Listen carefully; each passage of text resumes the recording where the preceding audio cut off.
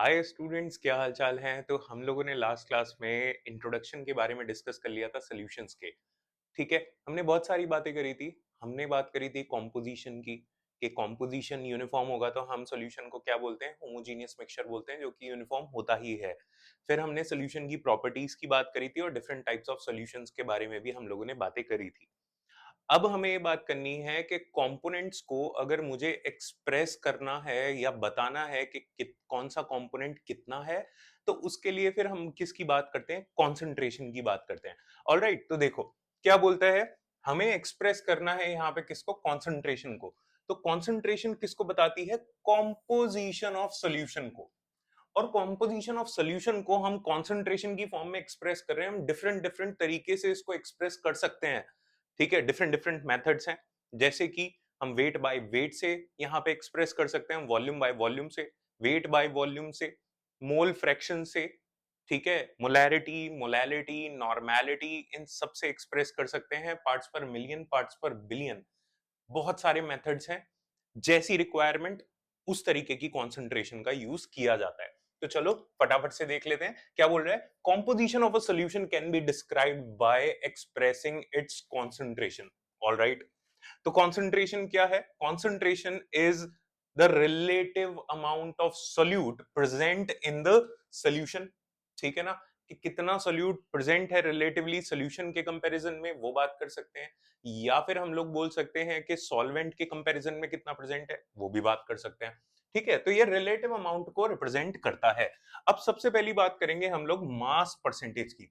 देखो, एक चीज ऐसे समझो कि एनसीईआरटी ना, कहीं एनसीईआरटी की लाइन नीट के एग्जाम में कहीं से भी उठा के पूछ लेता है। कुछ भरोसा नहीं है, अगर उसको क्वेश्चन को टफ बनाना है, उसको क्वेश्चन को लेंदी बनाना है, वो थ्योरी को उठाएगा, कहीं से भी उठा के पूछ लेगा, कोई भरोसा नहीं है। तो मैंने क्या किया, मैंने सारी एनसीईआरटी की थ्योरी को यहां डाल दिया है, ताकि आप लोग जब ये थ्योरी कवर करोगे तो आपका एनसीईआरटी का एक एक पार्ट साथ साथ कवर होता चलेगा। ठीक है, चलो, तो बात करते हैं यहाँ पे मास परसेंटेज के बारे में। कॉन्सेंट्रेशन तो हमने जनरली देख ही लिया कि क्या होता है, रिलेटिव अमाउंट ऑफ सोल्यूट बताता है। ठीक है ना, या किसी कंपोनेंट का रिलेटिव अमाउंट बता देता है, ऐसे भी हम लोग बोल सकते हैं। तो वेट बाय वेट परसेंटेज, सबसे पहले तो परसेंटेज को समझो कि परसेंटेज होती क्या है। जब भी हम किसी चीज को आउट ऑफ 100 कैलकुलेट करते हैं, तो उसको हम लोग क्या बोलते हैं, परसेंटेज बोल के चलते हैं। ऑलराइट, तो देखो, अगर मुझे वेट बाय वेट बोल दिया, इसका मतलब कि मैं जो परसेंटेज कैलकुलेट कर रहा हूं वो वेट में ही कैलकुलेट कर रहा हूं। ठीक है, तो ये क्या बोला, it is defined as the amount. Amount का मतलब क्या हो गया यहां पे, एक तरीके से वेट हो गया, weight of solute in grams present in 100 grams of solution. क्योंकि मैंने बताया कि परसेंटेज को हम आउट ऑफ 100 ही कैलकुलेट करते हैं, तो हमने यहां पे लिख लिया 100 ग्राम्स ऑफ सोल्यूशन। ठीक है, बेसिक सी बात है, क्लास 11th में भी आपने ये चीज फर्स्ट चैप्टर के अंदर पढ़ी होगी। ठीक है, अब देखो, अगर मुझे किसी का बोल दिया, लेट्स से बोल दिया किसी का 10% सोल्यूशन है, लाइक ग्लूकोज का 10% सोल्यूशन है बाय वेट इन वाटर, तो इसका मतलब हुआ कि 100 ग्राम्स ऑफ सोल्यूशन में 10 ग्राम्स ऑफ ग्लूकोज प्रेजेंट होगा। दैट मींस वाटर का अमाउंट कितना हो गया, 90 ग्राम्स। ठीक है ना, ऐसे बोल सकते हैं ना कि अगर मेरे पास टोटल सोल्यूशन का वेट 100 है, एक कंपोनेंट का वेट 10 है, तो दूसरे कंपोनेंट का वेट कितना हो जाएगा, 90 हो जाएगा सिंपली, है ना। तो इस तरीके से हम लोग बोल सकते हैं यहाँ पे। ओहो, चलिए, ठीक है, बात करते हैं, देखो आ जाओ। तो क्या बोल रहा है, 10% of glucose in water by mass, it means that 10 grams of glucose is dissolved in 90 grams of water, resulting in 100 grams solution. ठीक है, बेसिक सी बात है, एनसीईआरटी की लाइन है, इसलिए मैंने लिख दिया। मास परसेंटेज या weight by weight percentage of solute निकालना है या सॉल्वेंट निकालना है, जिसका भी निकालना है उसको ऊपर पुट कर देंगे। सोल्यूट का निकालना है तो solute divided by solution into 100 कर दिया। इतना ही आसान है, फटाफट आ जाओ। अच्छा, एक चीज और मैं बताना चाहूंगा यहाँ पे, कि परसेंटेज तो हम किस में से लेके चलते हैं, 100 में से लेके चलते हैं, लेकिन हम बात करते हैं फ्रैक्शन की। फ्रैक्शन को हम लेके चलते हैं आउट ऑफ 1, जैसे मोल फ्रैक्शन बोलते हैं ना, तो आउट ऑफ 1 कैलकुलेट करके चलते हैं। अगर हम किसकी बात करें, यहाँ पे फ्रैक्शन की बात करें, तो यहां से अगर मैं 100 को रिमूव कर देता हूं, 100 को अगर मैं यहां से रिमूव कर दूं और मैं यहां पे मल्टीप्लाइड बाय 1 कर दूं, तो मैं ये कह सकता हूं कि ये क्या हो जाएगा, मास फ्रैक्शन ऑफ सोल्यूट। ठीक है भाई, आगे बात करते हैं। एप्लीकेशंस की देखो, एनसीईआरटी में जो बोला हुआ है वो बस मैंने यहाँ पे हेडिंग डाल के कर दिया है कि it is commonly used in industrial chemical applications, for example commercial bleaching solution contains 3.62 mass percent of sodium hypochlorite in water. ये एनसीईआरटी की लाइन है। क्या बोल रहा है कि कमर्शियल ब्लीचिंग सॉल्यूशन जो होता है उसमें 3.62% मास परसेंटेज होता है किसका, सोडियम हाइपोक्लोराइट का इन वाटर। चलो एक काम करता हूं, मैं आपको पहले सोडियम हाइपोक्लोराइट बता देता हूं, ठीक है। देखो, आपने एक चीज पढ़ी होगी HOCl, इसको क्या बोलते हैं हम लोग, हाइपोक्लोरस एसिड, ठीक है। अगर मैं इस हाइपोक्लोरस एसिड की बात करूं तो इसको मैं, अगर मैं इसमें से एक प्रोटॉन रिमूव कर दूं तो माइनस ये आ गया और ये Na+, ठीक है। इसी को मैं क्या बोल दूंगा, सोडियम हाइपोक्लोराइट। याद रखना, अस एसिड से जब आप प्रोटॉन को रिमूव करते हो तो यहां पे आइट आ जाता है एंड में, तो बस, और सोडियम लगा हुआ है तो सोडियम हाइपोक्लोराइट हो जाएगा, आइट, ठीक है। इस चीज को ध्यान रखना। चलो ठीक है, इसको याद कर लेना क्योंकि कुछ भरोसा नहीं है भाई। मैंने बोला कि किसी भी लाइन से कहीं से भी कोई भी क्वेश्चन आपसे वो डायरेक्टली पूछ सकता है। ऑल राइट, अब बात करते हैं हम लोग किसकी, वॉल्यूम परसेंटेज की, यानी वॉल्यूम बाय वॉल्यूम। बात वही है, बात वही है, ठीक है। सेम चीज, इसलिए मैंने यहाँ पे इसकी थ्योरी नहीं लिखी है, वही वॉल्यूम ऑफ द कंपोनेंट या फिर सोल्यूट या फिर solvent divided by total volume of solution into 100। लेकिन यहाँ पे एक मजेदार बात आएगी, यहाँ एक मजेदार बात आएगी, वो अभी मैं बताऊंगा। मास की तरह जैसे हमने बोला 10 प्लस 90 इज इक्वल टू 100, ये नहीं चलने वाला है यहाँ पे। 10 प्लस 90 इज इक्वल टू 100 नहीं होगा यहाँ पे, ठीक है। वो आप एग्जैक्टली बाद में समझोगे चैप्टर में कि क्यों नहीं होगा, लेकिन अभी मैं आपको बताने वाला हूं, थोड़ा सा आइडिया मैं जरूर दूंगा आपको इस चीज का। चलो, तो वॉल्यूम परसेंटेज ऑफ कंपोनेंट, वही volume of the component divided by total volume of solution into 100। Volume fraction बोल देगा तो 1 से मल्टीप्लाई कर देंगे, है ना। चलो एग्जाम्पल के लिए देखना कैसे इसने लैंग्वेज, देखो लैंग्वेज देखना। इसने बोला for example 10% ethanol solution in water. अगर 10% ethanol solution in water by volume बोल रहा है तो इसका मतलब ये बिल्कुल भी नहीं है कि हमने जो है यहाँ पे 10 प्लस 90 करके 100 किया है। जैसे वेट की बात हमने करी थी तो मास तो कंजर्व रहता है, अगर 10 प्लस 90 करोगे 100 आएगा ही आएगा, लेकिन वॉल्यूम कंजर्वेशन जैसी कोई चीज नहीं होती है, ठीक है। तो 10% ethanol solution in water means that 10 ml of ethanol is dissolved in water such that the total volume of the solution is 100 ml। ये नहीं बोला कि मैंने 90 ml ऑफ वाटर मिक्स किया है, यहां पे 90 ml से कम ही वाटर होगा, 90 ml से कम ही वाटर होगा। थोड़ा बहुत ही होगा लेकिन कम होगा, एग्जैक्ट 90 नहीं होगा, इसलिए एनसीईआरटी ने यहां लिखा भी नहीं है, उसको मेंशन भी नहीं किया है, ठीक है। एप्लीकेशंस की अगर बात करें तो काफी इंपॉर्टेंट है यहाँ पे, क्या बोले, 35% volume by volume solution of ethylene glycol. Ethylene glycol का 35% वॉल्यूम बाय वॉल्यूम सोल्यूशन को as an anti freeze use किया जाता है। व्हाट इज एंटी फ्रीज, तो मैं समझा देता हूं। जैसे मैं यहाँ गुड़गांव में हूं तो यहाँ गर्मी है, ठीक है, सर्दी है, पर बर्फ नहीं है, टेम्परेचर जो है 0 डिग्री सेंटीग्रेड या उससे नीचे नहीं जाता है, ठीक है। अगर मैं कार के रेडिएटर्स की बात करूं तो कार के रेडिएटर्स के अंदर कूलेंट का यूज किया जाता है ताकि इंजन बहुत ज्यादा हीट ना हो, ठीक है, उसका टेम्परेचर मेंटेन रहे, आग वाग ना लगे। ऑल राइट, कूलेंट यूज कर लिया, लेकिन कूलेंट होता क्या है, कूलेंट बेसिकली एक्वस सोल्यूशन ही होता है किसी ना किसी चीज का, आप ऐसे मान के चलो। अब आप क्या है, आप मैं यहां से ड्राइव करके गया, मैं अपनी गाड़ी लेके गया और मैं कहीं चला गया स्पीति वगैरह में या और भी ज्यादा ठंडी जगह जहां पे जो है टेम्परेचर बहुत ही कम है, ठीक है। मान लेते हैं कि -10 डिग्री सेंटीग्रेड तक मैं पहुंच गया।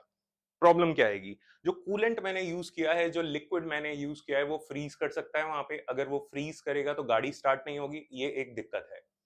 तो हमें क्या करना है, जो कूलेंट मैंने डाला है, जो सोल्यूशन जो भी मैंने डाला होगा, उसका फ्रीजिंग पॉइंट जो है वो इतना ना हो, इतना ज्यादा हो, मतलब कि ज्यादा मतलब नेगेटिव में ज्यादा हो कि वो कूलेंट फ्रीज ना करे, ठीक है, किसी टेम्परेचर पे। अब ऐसा नहीं है -40 होगा तो भाई फ्रीज कर ही जाएगा, ठीक है ना। तो देखो ये किसकी तरह यूज किया जाता है, इसको यूज किया जाता है एज एन एंटी फ्रीज, ठीक है ना।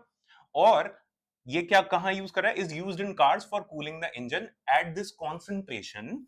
जो फ्रीजिंग पॉइंट होता है, जो फ्रीजिंग पॉइंट होता है वो -17.6 डिग्री सेंटीग्रेड तक लोअर हो जाता है। ठीक है ना?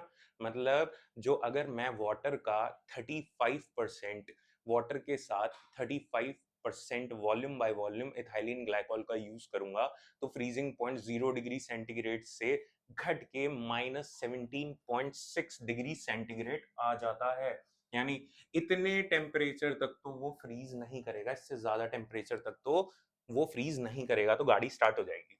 ठीक है, तो ये एक एप्लीकेशन दे रखी है, प्लीज याद कर लेना इसको। ठीक है, आगे बात करते हैं परसेंट मास बाय वॉल्यूम। मतलब वही है, ऊपर मैंने मास ले लिया, नीचे मैंने वॉल्यूम ले लिया, परसेंटेज की बात है तो मैंने 100 से मल्टीप्लाई कर दिया। तो मास बाय वॉल्यूम परसेंटेज सबको पता है। इसने क्या बोला है? Commonly used in medicine and pharmacy. ठीक है भाई, याद कर लो, याद कर लो, बहुत ज्यादा कुछ बड़ी बात नहीं है। Now parts per million, parts per million. तो अभी तक हमने जो कॉन्सेंट्रेशन की बात करी, उसमें जो भी पार्टिकल्स थे या सॉल्यूट थे जिनकी हम कॉन्सेंट्रेशन कैलकुलेट कर रहे थे, उसका अमाउंट ठीक ठाक था, तब हम उसको यूज कर रहे थे, ठीक ठाक अमाउंट था। ठीक है, 10 ग्राम बोल दिया इन 100 ग्राम्स, यानी 10% बोल दिया, या 10% वॉल्यूम बाय वॉल्यूम बोल दिया, जो भी बोल दिया, तो वहां अमाउंट ठीक ठाक था। लेकिन पार्ट्स पर मिलियन का यूज कहां किया जाता है? जहां पे कोई भी कंपोनेंट जिसको आप कैलकुलेट कर रहे हो या जिसकी कंसंट्रेशन सॉल्यूशन में कैलकुलेट कर रहे हो, उसका अमाउंट बहुत ही ज्यादा कम हो। जैसे कि अगर मैं पॉल्यूटेंट्स की बात करूं इन वाटर, है ना, या एयर पॉल्यूटेंट्स की बात करूं, तो मैं वहां पे पीपीएम, पार्ट्स पर मिलियन बोल के चलता हूं। ठीक है ना? पार्ट्स पर मिलियन के 1 मिलियन वॉल्यूम ऑफ सॉल्यूशन में कितना वॉल्यूम पॉल्यूटेंट्स का होगा? अगर मैं वॉल्यूम की बात करूं तो ध्यान से देखो, कहां यूज करेंगे? जहां पे क्वांटिटी कैसी हो? ट्रेस हो। It is convenient to express concentration in parts per million. ठीक है भाई, ठीक है।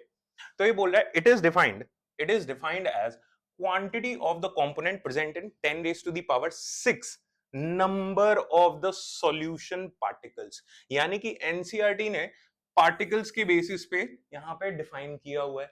तो आप क्या लिखोगे यहां पे? Parts per million is what? Number of parts of the component divided by total number of parts of all the components of solution into 10 raised to the power 6।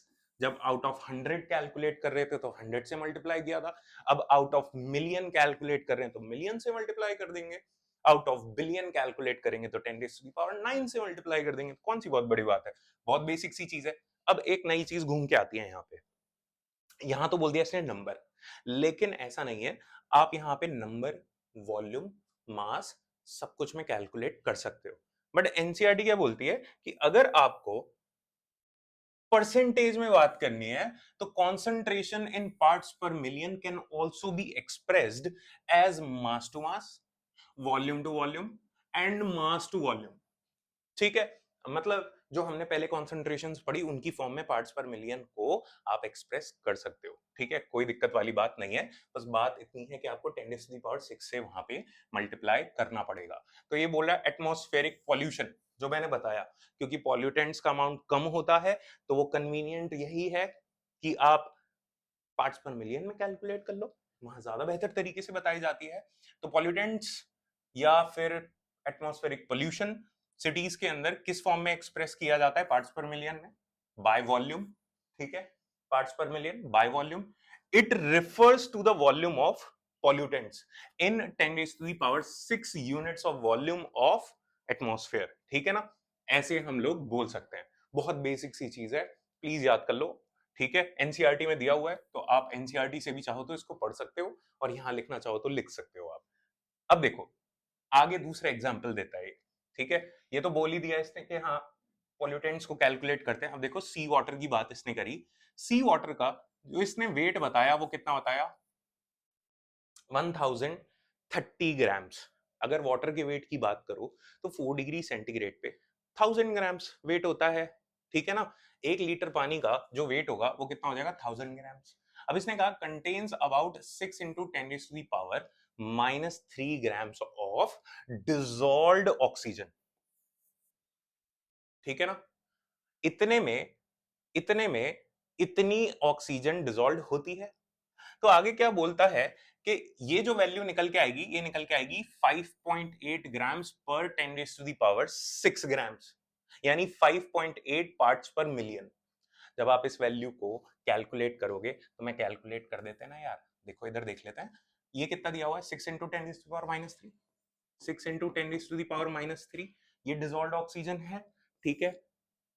Wait में टोटल वेट कितना है, 1030, और इसको multiply किया 10 raise to the power किससे, हम लोगों ने 6 से। तो ये वैल्यू जो निकल के आती है वो वैल्यू 5.8 निकल के आई, तो ऑब्वियसली इसको पार्ट्स पर मिलियन ही तो बोलूंगा, क्योंकि out of 10 raise to the power 6 ही तो कैलकुलेट किया जा रहा है, तो आसानी से हम लोग यहाँ पे कैलकुलेट कर सकते हैं इसको। अब आगे चल के देखते हैं। तो पीपीएम खत्म है, ठीक है, बेसिक सी चीजें हैं ये सारी जो आपने 11th में पढ़ी है, आपको यहाँ पे समझ में अच्छे से आई होगी, आई होप आपको समझ में आई होगी, ठीक है।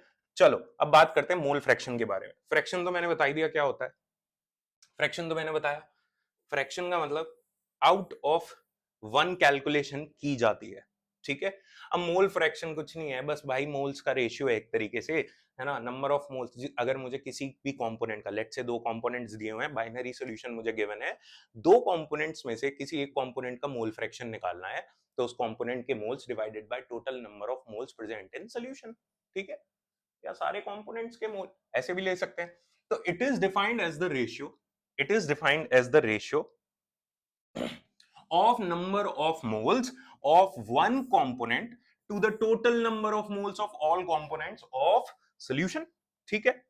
अगर मैं ले लूं कि Na किसी कंपोनेंट A की बात कर रहे हैं, उसके मोल्स हैं, और Nb जो है वो कंपोनेंट B की बात हो रही है, उसके मोल्स हैं, क्योंकि बाइनरी सॉल्यूशन की बात करते हैं, ऐसे होने को तो टर्नरी क्वाटरनरी कुछ भी हो सकता है, उसमें कैलकुलेशन आपसे करवा सकते हैं, कोई बहुत बड़ी बात तो नहीं है। तो बाइनरी सॉल्यूशन में दो कंपोनेंट्स होंगे, तो मोल फ्रैक्शन अगर मैं निकालने बैठूंगा, तो मैं सिंपली क्या करूंगा, यहाँ पे मैंने नंबर ऑफ मोल्स पुट किए, एक है, अगर मुझे mole fraction of component A निकालना है, number of moles of A divided by number of moles of A plus number of moles of B, ये हो गया, ठीक है। ऐसे ही mole fraction of component B calculate करना है, तो ऊपर एन बी हो जाएगा, ये N A upon N A plus N B हो गया। तो मैं लिख देता हूं यहाँ पे क्या है, मोल फ्रैक्शन तो बता ही दिया, ए का एक्स ए है, एन ए और एन बी क्या है वो मैं लिख देता हूं, number of moles of component A, ये क्या हो गया, number of moles of component B, ठीक है, आसान है।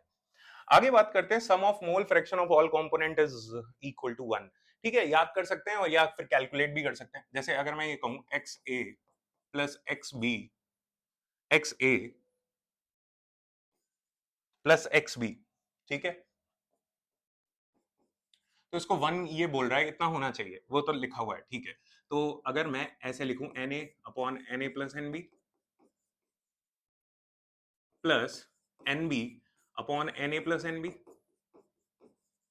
अरे यार तो इनका अगर आप क्या कैलकुलेट करोगे, यहाँ पे एलसीएम लोगे तो n A plus N B, n A plus N B which is equal to 1, ठीक है, कट करके 1 निकल के आ जाएगा।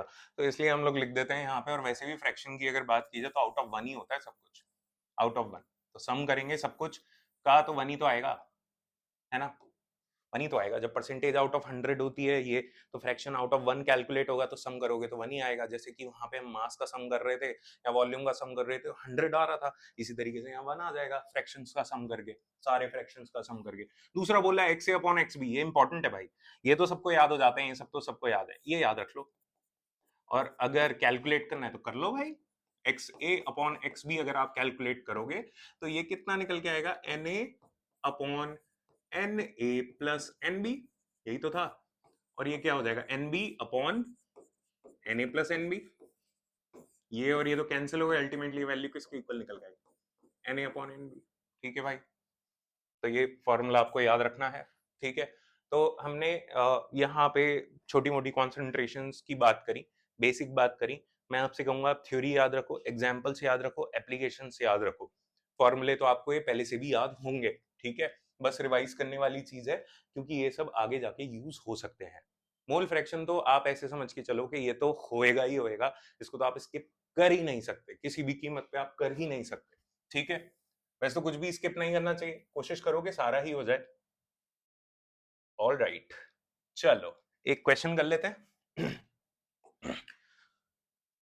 कोशिश करो कि आप मुझसे पहले कर लो, ठीक है ना, आप मुझसे पहले सॉल्व कर लो इसको। तो क्या बोलता है यहाँ पे क्वेश्चन में, calculate the mole fraction of ethylene glycol that is C2H6O2। क्या होता है मैं बताऊंगा। और इथाइलिन ग्लाइकॉल इंपॉर्टेंट है भाई, नीट में भी इसके नाम से क्वेश्चन आ चुका है, एनसीईआरटी में भी 2-3 क्वेश्चंस दिए हुए हैं, प्लीज इसको याद करिए, ठीक है। Ethylene glycol in a solution containing 20% of C2H6O2 by mass, यानी 20% इथाइलिन ग्लाइकॉल प्रेजेंट है। देखो आपको पता होगा कि इथाइलिन क्या होता है। इथाइलिन कॉमन नेम है इस कंपाउंड का, है ना, इथीन का। तो अगर इसमें मैं क्या करूं, इसको मैं कन्वर्ट कर रहा हूं कुछ ऐसे, इसमें मैंने बॉन्ड तोड़ा और मैंने ऐसे OH एडजेसेंट पोजीशन पे लगा दिए, तो इसी को हम क्या बोलते हैं, ये क्या था मेरा इथाइलिन, और ग्लाइकॉल एक कैटेगरी होती है जिसमें दो OH होते हैं, ठीक है ना। तो ये क्या हो गया मेरा इथाइलिन ग्लाइकॉल, ठीक बात है। अब मैं इसका अगर मोलर वेट कैलकुलेट करने बैठूंगा, क्योंकि मुझे मोल फ्रैक्शन निकालना है, अगर मुझे इथाइलिन ग्लाइकॉल के मोल फ्रैक्शन निकालने हैं, ई का मतलब इथाइलिन ग्लाइकॉल समझ लो, ईजी लिख देता हूं चलो। तो यहाँ पे क्या हो जाएंगे, number of moles of ethylene glycol divided by number of moles of ethylene glycol plus number of moles of H2O। Calculate तो ये करना ही पड़ेगा। अब अगर मुझे 20% दिया हुआ है तो इसका क्या मतलब है, 20% बाय वेट दे रखा है, तो इसका क्या मतलब है वो समझ लेते हैं। तो 20% बाय वेट का ऑफ इथाइलिन ग्लाइकॉल का क्या मतलब है, इसका क्लियरली मतलब हुआ कि 20 grams of ethylene glycol is present in 100 grams of solution. मतलब वाटर कितना हो गया, 80 ग्राम्स। ठीक है भाई, यही बात है। तो जरा सॉल्व कर लेते हैं इसको, देखते हैं यहाँ पे सॉल्व कर लेते हैं। तो Ng मुझे कैलकुलेट करना है, 20 ग्राम्स मुझे वेट गिवन है, number of moles of ethylene glycol will be equal to given mass upon molar mass, ये फॉर्मूला होता है। गिवन मास इज 20 ग्राम्स, और मोलर मास अगर कैलकुलेट करेंगे तो 24 प्लस 6 30 प्लस 32 62 ग्राम पर मोल, ऐसे करके ले सकते हैं ना। तो ये ग्राम ग्राम कट गया, मोल ऊपर आ गया, तो ये वैल्यू कितनी निकल के आती है, ये वैल्यू निकल के आएगी आपकी 0.32, आई थिंक 32 के आसपास वैल्यू निकल के आनी चाहिए। कैलकुलेट करके देख लेना। वहीं अगर मैं number of moles of water calculate करने चलूं, number of moles of water, तो ये इसकी वैल्यू कितनी निकल के आएगी, अब ये 80 है डिवाइडेड बाय 18, कैलकुलेट करोगे तो ये निकल के आएगा 4.44। ठीक है, तो निकाल लेते हैं वैल्यू, यहां वैल्यू निकाल लेते हैं इसकी। तो देखो, तो इथाइलिन ग्लाइकॉल में यहाँ पे XEG मैं कैलकुलेट करूंगा तो ये वैल्यू कितनी आ गई, 0.32 डिवाइडेड बाय 0.32 प्लस 4.44। ठीक है, सॉल्व करोगे तो वैल्यू निकल के आनी चाहिए नियरली 0.068। कैलकुलेट कर लेना प्लीज, कैलकुलेट करके जरूर देखना, है ना। इस चैप्टर के अंदर थोड़ी सी कैलकुलेशन का इशू रहता है। अगर आप एनसीईआरटी के क्वेश्चंस करने चलोगे तो आपको ये समझ में आएगा कि उन्होंने डेसिमल में कितनी वैल्यूज दी हुई हैं, कैलकुलेशन कितनी टफ है। बट एक्चुअल एग्जाम में कैलकुलेशन इतनी ज्यादा टफ नहीं आती है, क्योंकि एक टाइम लिमिट के अंदर आपको सॉल्व करना होता है। यहाँ तो बस ये प्रैक्टिस के लिए दे देता है। ठीक है, चलो अगले क्वेश्चन पे आ जाते हैं। ये भी एक बेसिक सा क्वेश्चन है, जहां पे दिया हुआ है मोल fraction of the component of the solution. अच्छा, अगर इसके अंदर आपको वाटर के मोल फ्रैक्शन कैलकुलेट करने हैं तो भाई आप ये फॉर्मूला लगा के नहीं करना, आप सिंपली क्या करोगे, mole fraction of A plus mole fraction of B that is equal to 1। यहाँ पे वैल्यू पुट करोगे तो मोल फ्रैक्शन ऑफ B या वाटर निकालोगे तो 1 माइनस 0.068 करके कैलकुलेट कर सकते हो। ठीक है, तो यहाँ पे वैल्यू निकल के आ जाएगी। चलो आगे बात करते हैं। Calculate mole fractions of the component of the solution composed by 92 grams glycerol and 90 grams of water. 92 grams of glycerol and 90 grams of water. कुछ लोगों को ग्लिसरॉल नहीं पता होगा तो मैं स्ट्रक्चर बना के बता देता हूं। CH2OH ये एक ट्राइहाइड्रिक एल्कोहल है, मतलब इसमें 3 OH ग्रुप होते हैं, ठीक है। तो अगर इसकी बात की जाए तो यहाँ पे आप कैलकुलेट कर सकते हो, दैट इज C3H8O3 ये है। तो ये कितना हो गया 36, 12 इंटू 3 प्लस 8, और ये कितना हो गया 48। तो ये 8 8, ये वैल्यू 92 निकल के आएगी ग्राम पर मोल। मोलर वेट की अगर मैं बात करूं तो इतना निकल के आएगा, ठीक है। तो फिर बस अब कुछ बचा ही नहीं है, अब मुझे मोल फ्रैक्शन निकालना है। अगर मुझे ग्लिसरॉल का अगर मुझे निकालना है तो मैं यहाँ पे number of moles of glycerol put करूंगा divided by number of moles of glycerol plus number of moles of water. Value put करके देखते हैं। तो मुझे यहाँ पे नंबर ऑफ मोल्स निकालने हैं ऑफ ग्लिसरॉल। तो ये मोलर वेट 92 है, गिवन वेट भी 92 ग्राम्स है। तो 92 divided by 92 that is equal to 1 mole, है ना। तो यहाँ वैल्यू पुट करते हैं, तो ये 1 मोल निकल के आया डिवाइडेड बाय, अगर आप वाटर के मोल्स निकालने चलोगे तो N ऑफ H2 जब आप कैलकुलेट करोगे तो that is 90 divided by 18 given weight upon molar weight. तो ये कितना आ जाएगा 5 आ जाएगा। तो ये 1 वैल्यू हुई, ये 1 प्लस 5 वैल्यू हुई, तो ये कितना हो गया दैट इज 1/6। और दूसरे का कैलकुलेट करना है तो 1 माइनस कर दो ना यार, वैसे तो इसमें जरूरत है नहीं, इसमें तो आप डायरेक्ट भी कैलकुलेट कर सकते हो। तो ये वैल्यू 1 आ जाएगी, x से लेट्स से 1/6 है, तो xb की वैल्यू हमारी xb is equal to 1 minus 1/6 that is equal to 5/6। ये मोल फ्रैक्शन निकल के आ गए। तो हमने छोटी मोटी इसमें कैलकुलेशन करी है। नेक्स्ट क्लास के अंदर हम एक्चुअल कॉन्सेंट्रेशन में घुसेंगे, जहां पे हम बात करते हैं मोलैरिटी, मोलैलिटी, नॉर्मेलिटी की। तो तब तक के लिए आप इसको रिवाइज कर लीजिए। अभी तक हमने ये सेकंड लेक्चर हमारा है, इन लेक्चर्स में हमने बस बेसिक्स ही कवर करे हैं, जो आप ऑलरेडी क्लास 11th में कवर कर चुके होंगे, ठीक है। अगर आपको यहाँ कोई डाउट है रह गया है तो आप प्लीज एनसीईआरटी पढ़िए। नीट के एग्जाम के लिए केमिस्ट्री में एनसीईआरटी से ज्यादा इंपॉर्टेंट कुछ नहीं है, कुछ भी नहीं है, क्योंकि उसको लेंदी थ्योरेटिकल स्टेटमेंट बेस्ड किसी भी तरीके के क्वेश्चंस बनाने हैं तो वो एनसीईआरटी के पीछे ही पड़ेगा। 45 में से 44 43 क्वेश्चंस आप मान के चलो डायरेक्टली एनसीईआरटी से हैं, या फिर अगर आप परसेंटेज वाइज मान के चलोगे, अगर आप प्रैक्टिकल केमिस्ट्री को साइड कर देते हो जो कि एक्चुअली सिलेबस का पार्ट ही है, उसको साइड भी कर देते हो, तो थ्योरी से आप एक्सपेक्ट कर सकते हो 42 क्वेश्चंस तो डायरेक्टली आएंगे, क्योंकि 2-3 क्वेश्चंस जो हैं वो प्रैक्टिकल केमिस्ट्री से आते हैं। तो और वो सारे के सारे क्वेश्चंस कहाँ से आते हैं एनसीईआरटी से। इसीलिए तो एक एक लाइन लिखी हुई है मैंने यहाँ पे, इसीलिए मैंने एक एक लाइन, एक एक थ्योरेटिकल पार्ट, एक एक थ्योरेटिकल पार्ट को यहाँ ऐड किया है, ताकि आप एटलीस्ट कुछ नहीं, बुक अगर नहीं खोल रहे हो तो यहाँ से ही समझ लो, ठीक है। तो नेक्स्ट क्लास में हम लोग बात करेंगे मोलैरिटी की, मोलैलिटी की, ठीक है। और कुछ रिलेशंस के बारे में भी बात करेंगे इनके बीच में, जिनको हमें कैलकुलेट करना आना चाहिए, कन्वर्ट करना आना चाहिए, या एटलीस्ट हमें फॉर्मूले याद होने चाहिए। मैं तो ये कहूंगा फॉर्मूले से बेहतर है कि कन्वर्ट करना आना चाहिए। अब कितने ही फॉर्मूले याद कर लोगे यार, ठीक है। तब तक के लिए मिलते हैं, बाय बाय।